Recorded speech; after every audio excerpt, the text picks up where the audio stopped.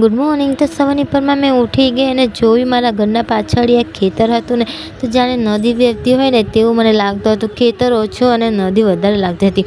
કેમ કે એટલો વરસાદ પડ્યો ને કે બહુ જ પાણી ભરાઈ ગયેલું હતું. બરસ કરતાં મને વિચાર આવ્યો કે મેં પાણીને જેમ કે પાણી મને જોયું એવું થઈ ગયું, કેમ કે એટલું પાણી હતું. પછી મેં નીકળી ગઈ દુકાને જવા માટે. મને કંટાળો આવે દુકાને જવાનું વરસાદમાં. તો બી પછી મેં નીકળી ગઈ. મારા જેમ કોણ હશે કે નીકળે, મને બહુ જ કંટાળો આવે. છત્રી લઈને નીકળી ગઈ દુકાન જવા માટે, પણ આવી ગઈ ફોઈના ઘરે.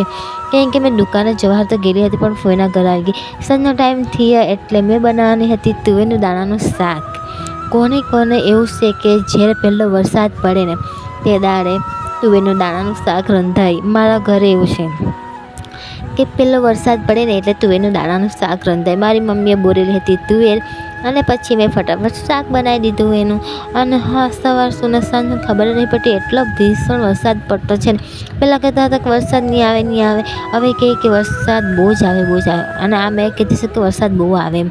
અને મેં બહાર બેસીને વરસાદ જ જોતી હતી કે વરસાદ ક્યારે બંધ થાય, કે હવે જરાક મને કંટાળો આવે. એટલે મેં જોયા કરતી હતી. આજના માટે આટલું જ. મળીએ નેક્સ્ટ વ્લોગમાં.